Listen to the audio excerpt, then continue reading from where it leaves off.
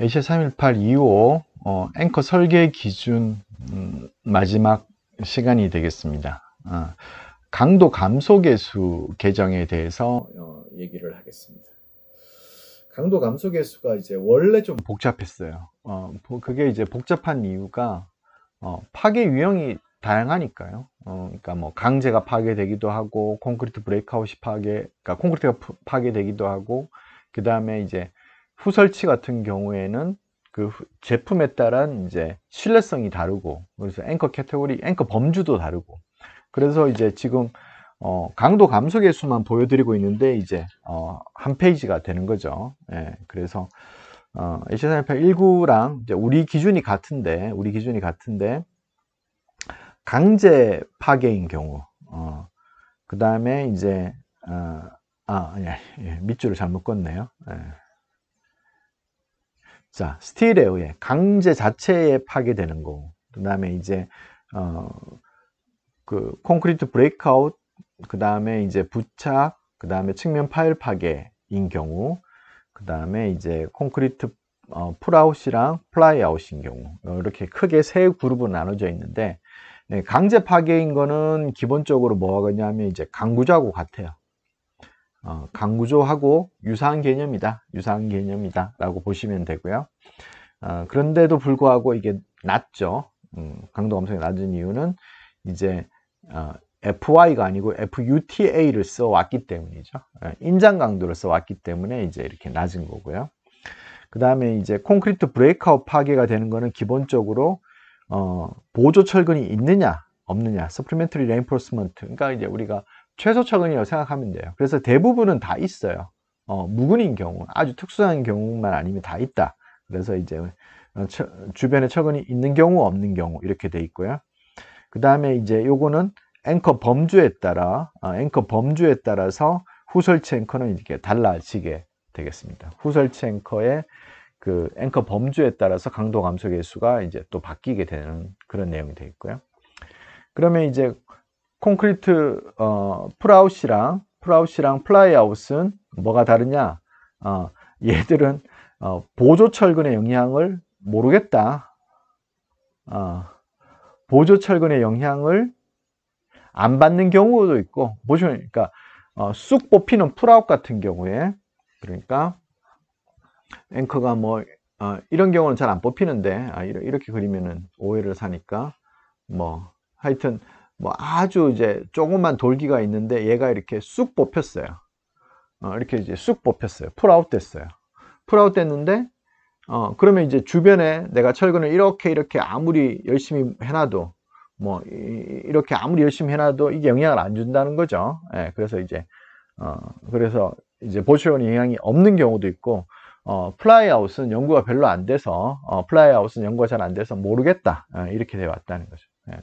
근데 이제 이게 이번에 이제 많이 개정이 됐습니다. 많이 개정이 돼서 또 불편한데, 기본적으로 강도 감소 계수는 뭐 크게 바뀌지 않았는데, 푸사이 A라는 또 다른 수정 계수를 썼다는 거죠. 푸사이 A라는 수정 계수를 썼어요. 예.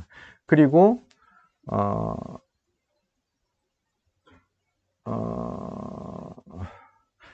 푸사이 A는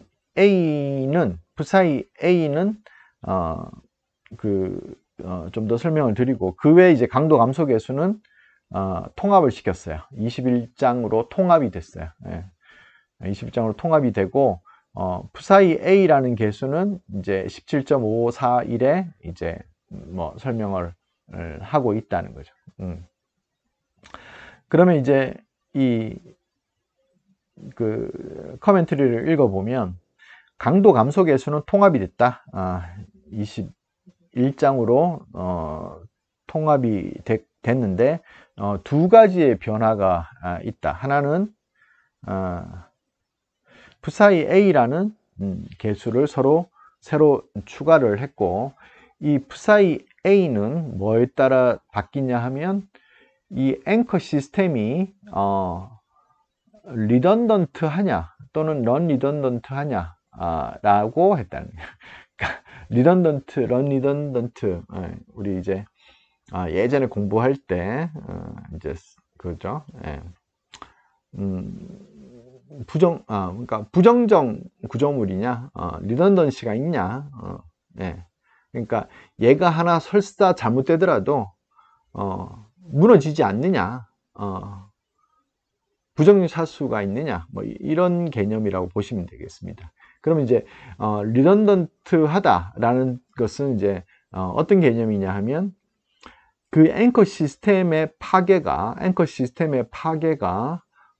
구조물의 그 위치 변화를 일으키지 않느냐.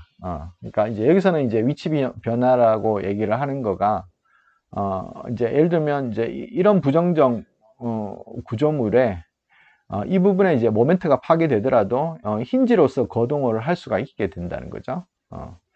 또는 프로그레시브 콜랩스를 유발하지 않는다는 거예요. 유발하지 않는다. 그래서 이제 그 위치 변화나 아니면 프로그레시브 콜랩스를 유발하지 않는다. 그러니까 한마디로 뭐냐 하면 기존에 이 캔틸레버 형태에다가 앵커를 설치한 경우에 손상이 돼서 엄청난 인명피해가 났던 적이 많다는 거예요. 근데 이제 우리 대부분 천장에 매달든지 아니면 벽에 뭐 붙여놓은 것들 아니면 뭐 땅바닥에 묻어놓은 것들도 다 캔틸레버 형태의 앵커를 써왔었죠. 이제 이거는 다 리던던트 하다는 거예요. 그러면 이런 경우에는 추가 저감을 시킨다는 거죠. 강도를.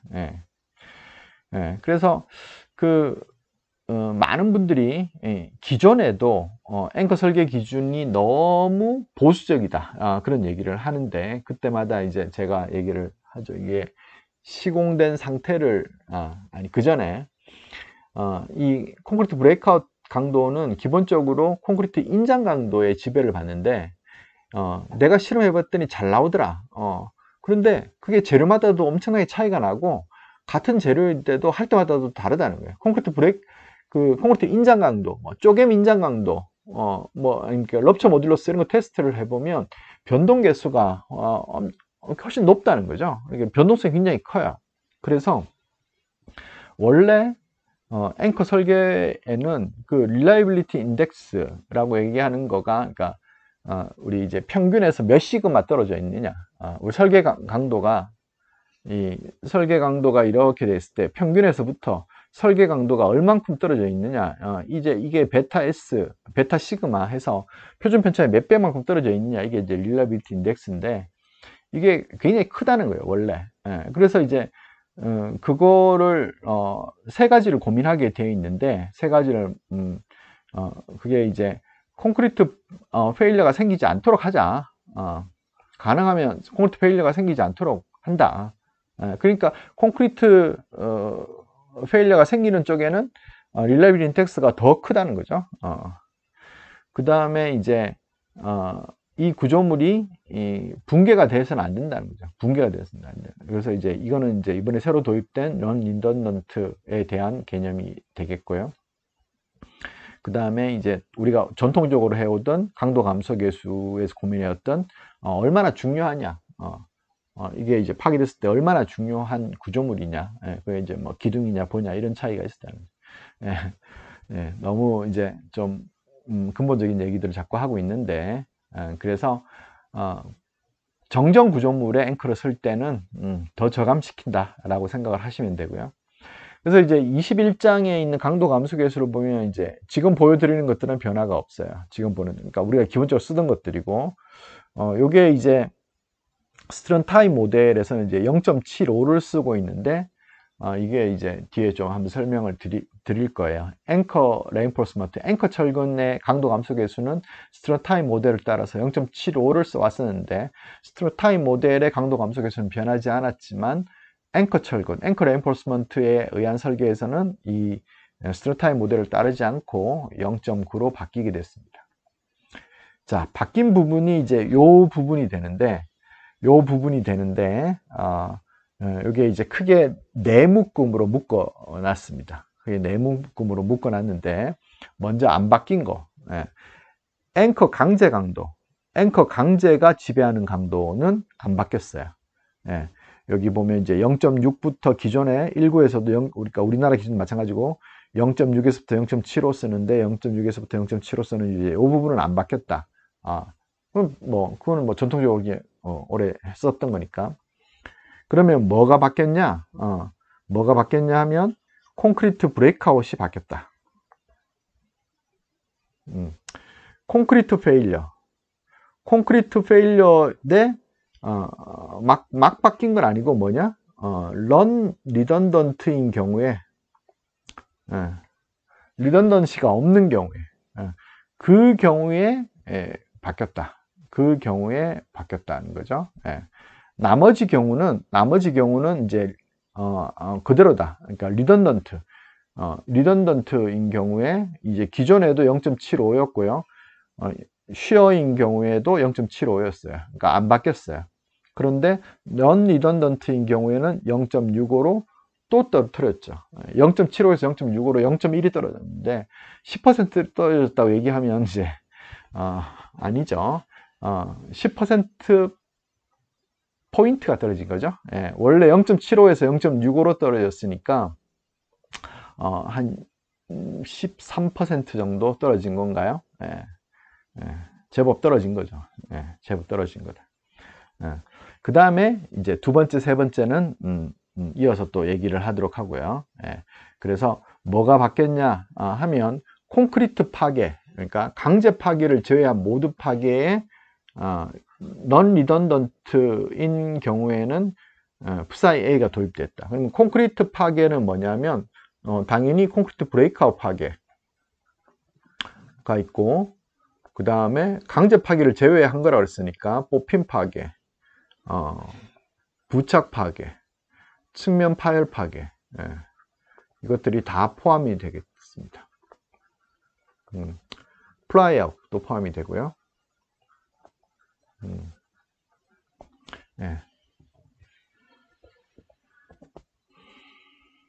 그래서 콘크리트 파괴인 경우에는 푸사이 A를 도입을 한다. 그래서 강도 감소 계수에다가 또 도입을 한 거니까 기본이 1이고 이런저런 조건에 따라서는 더 낮춘다는 거예요. 기본이 1이고 이런 조건에서는 이제 더 낮추게 되겠습니다. 그래서 이제 요거를 조금 더 비교를 제가 하는 표를 만들었습니다.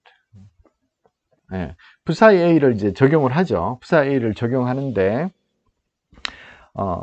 이 강도 감소 계수를 파이를 리던던트인 경우에는 0.75, 넌 리던던트인 경우는 0.65로 했다는 거예요.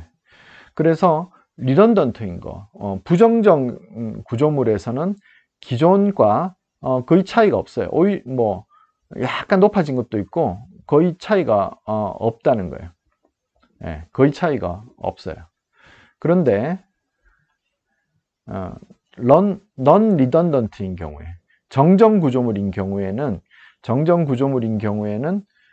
강도 감소 계수를 이제 0.65를 쓰고 푸사이 A를 적용을 하다 보니까 얘들이 이제 0.1 정도씩 줄어들었다. 0.1 정도씩 줄어들었다. 이게 상당한 차이가 되겠습니다. 그래서 캔틸레버 형태의 정정 구조물에는 굉장히 보수적으로 접근을 해야 된다. 그런데 이제 전단인 경우에는 차이가 없어요. 전단인 경우에는. 그래서 이 정정 구조물, 넌 리던던트 시스템에 있어서는 푸사이 A라는 계수가 들어와서 더 안전측으로 설계를 하게끔 바뀌었다. 이것을 기억을 해 주시고요.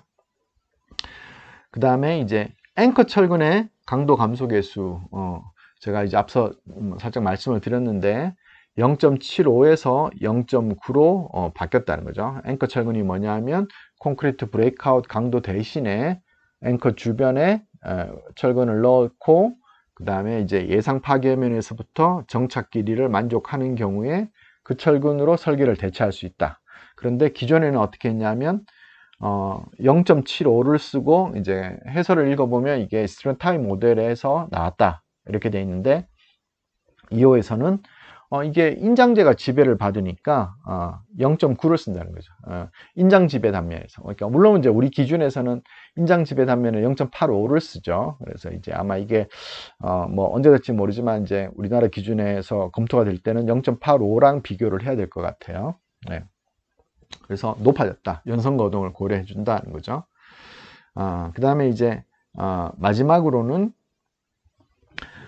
이제 지난번에도 한번 얘기를 했는데 이 철근이 콘크리트 브레이크아웃 파괴가 생길 때 정착 길이를 확보했지만 인장을 받아서 그룹으로 해서 콘크리트 브레이크아웃 파괴가 생길 때 그때 강도 감소 계수는 이제 0.75를 쓴다는 거죠. 0.75를. 예, 0.75를. 그래서 여기서 이제 중요한 거는 정착 길이도 확보를 하고 콘크리트 브레이크아웃 강도도 검토를 한다. 단 지난주에 말씀드렸듯이 25.4.11에 따라서 좀 더 이제 양호한 조건에서 콘크리트 브레이크아웃 강도를 계산하게 되겠고, 콘크리트 브레이크아웃 강도와 전단처근에 의한 강도를 합산해서도 이제 설계를 하게 되는 경우에 0.75를 쓰게 되었습니다. 예, 이렇게 3회에 걸쳐 가지고 ACI 318 2호에서 앵커와 그 다음에 이제 철근 일부 뭐 연관된 부분을 같이 좀 설명을 드렸습니다.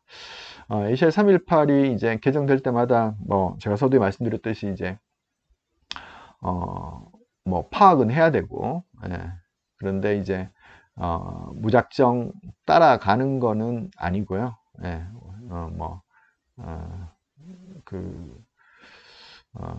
합리적인 건 당연히 이제 반영을 해야 될 거고, 근거가 좀 부족한 것 같은 경우에는 뭐 다시 검토를 해서 KDS에 반영이 될 거로 생각을 합니다. 예, 좀 복잡하고 어려운 얘기들도 많이 있었는데 P니까 뭐 어려운 분들은 뭐 생략하고 더 기본적인 거에 또 충실하면 되겠죠. 네, 도움이 되길 바랍니다.